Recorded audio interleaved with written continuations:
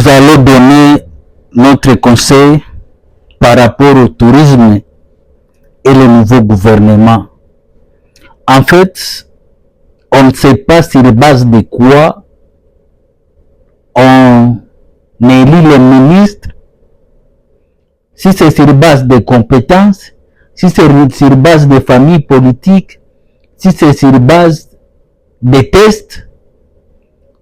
Parce que ici, je vais donner des conseils à la génération présente et à la génération future, de ne pas tomber dans les mêmes erreurs que nos prédécesseurs ont fait.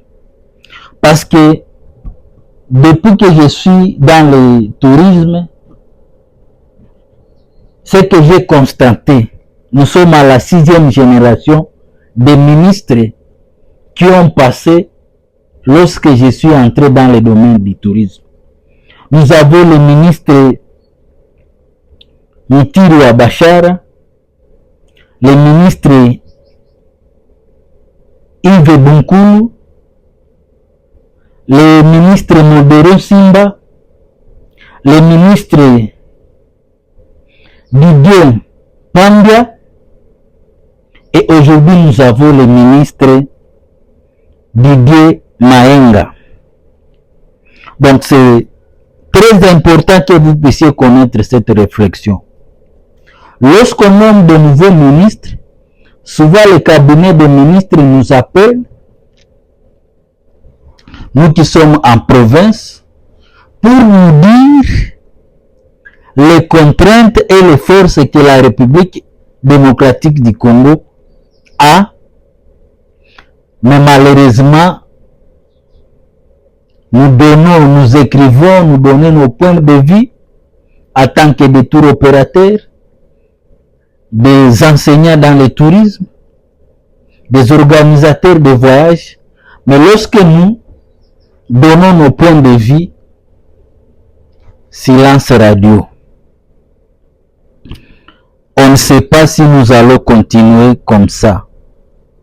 Parce que nous, les tours opérateurs et les gens qui travaillent dans les ministères de l'État, nous avons des conceptions différentes. Donc, nous, il faut que nous puissions amener des touristes à l'intérieur du pays pour que nous puissions survivre. Par contre, ceux qui travaillent à l'État, qu'un touriste entre ou n'entre pas en République démocratique du Congo, le ministère va fonctionner avec le budget, avec les impôts, avec les taxes que la population fait entrer au niveau des aéroports, au niveau des bateaux. Moi, je me concentre sur les touristes internationaux parce que c'est cela où nous nous focalisons.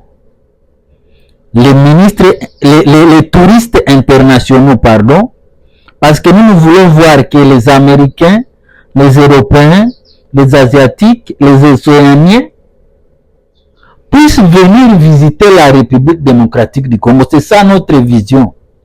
Nous, on ne nous concentre pas sur le tourisme domestique. C'est vrai, nous organisons aussi pour les domestiques, mais aussi pour les scolaires. Mais notre vision, c'est que nous voulons voir que le monde entier puisse connaître la RDC. Parce que nous sommes en train de vous dire qu'il n'y a pas de territoire touristique, ce sont les hommes qui en font touristique.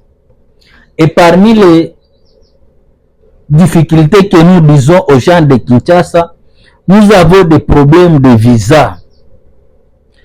Le coût est très élevé, mais aussi les procédures est difficile à obtenir. Donc, pour obtenir les visas touristiques de la RDC, c'est un casse-tête. Alors que nous devons donner l'opportunité à ceux qui se trouvent à Kimwela, à ceux qui se trouvent à Matadi, à ceux qui se trouvent à Boma, à ceux qui se trouvent à Kabinda, avec ceux qui se trouvent au niveau de l'Est, Ishasha, Ruzizi, Kamanyola, Makobola, Fizi, Kasenga, d'être capables faire entrer les touristes dans les postes frontaliers qui s'y trouvent.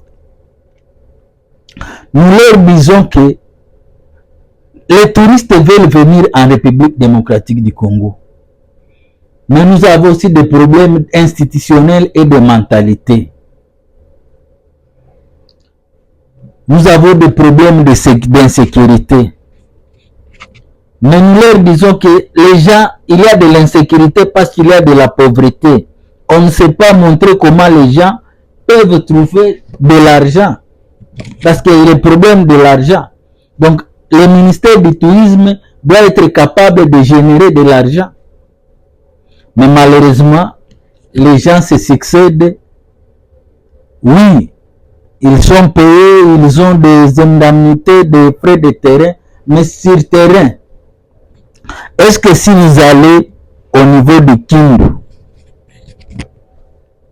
vous allez trouver des potentiels touristiques énormes? Mais malheureusement, pour y arriver, pour y accéder, c'est difficile, il n'y a pas de route. Nous sommes en train de dire que nous pouvons commencer même avec des petites choses, parce que pour nous, ce sont des choses naturelles. Nous vous disons que si vous mettez le visa à $100 pour traverser la République démocratique du Congo, et que ces $100 soient redistribués au niveau équitable à tout le monde, on va entrer beaucoup d'argent et que les procédures soient simplifiées. D'autres pays, ils ont allégé les procédures de visa. Au Rwanda, c'est $30. En Ouganda, c'est 50. Vous arrivez, on vous donne le visa touristique, vous êtes libre de circuler. Et chaque touriste, il dépense au moins par jour $400. Nous allons quitter la pauvreté. Malheureusement, on nous appelle, on donne des idées, après c'est fini. C'est ce que nous sommes en train de regretter. Les gouvernements se succèdent, les ministres se succèdent, mais il n'y a pas d'impact sur le terrain. Parce que ceux qui sont passés doivent être considérés comme des consultants. Et nous pouvons générer beaucoup d'argent si nous sommes ensemble, les tours opérateurs, le ministère de la DGM de l'Intérieur, mais aussi le ministère du Tourisme, l'ONT, l'ICCN et la division du tourisme. Nous sommes en train de vous dire, pour contrôler les touristes en RDC, donnez seulement l'instruction que tous les touristes doivent passer par un tour opérateur et que le visa c'est $100 qu'il visite pour qu'il rentre à son pays. C'est simple. Mais comme nous avons des visions différentes, il y a ceux qui vont attendre qu'on puisse payer les taxes pour qu'on puisse voter le budget de l'État. Mais nous, on doit tout faire pour attirer les touristes à entrer en République démocratique du Congo. Donc, nous souhaitons bienvenue au nouveau ministre, mais il doit penser que la RDC est trop grande. Parce que au Bazouélé, il y a des potentiels touristiques. Au Ouélé, à Lubangi, Sidobangi, au Tanganyika, à la Chopo. Donc, il ne faut pas qu'il puisse seulement s'arrêter au niveau de Kinshasa, qu'il puisse descendre sur le terrain au niveau de Kwango, au niveau du Kasaï, au niveau du Katanga. Vous devez savoir que le Katanga est 11 fois la Belgique. Donc, si nous sommes capables seulement de développer le tourisme qui se trouve au niveau de Katanga, Lualaba, Lomami, Tanganyika, nous aurons beaucoup d'argent. Donc, nous devons passer à la pratique. Nous avons déjà donné beaucoup de propositions. Malheureusement, les ministres se succèdent. Sur le terrain, l'impact est minime. Alors que nous devons commencer par de petites choses pour arriver à de grandes choses. L'insécurité peut finir si nous nous mettons ensemble et si nous avons une vision commune. Seuls nous ne pouvons, mais ensemble nous pouvons.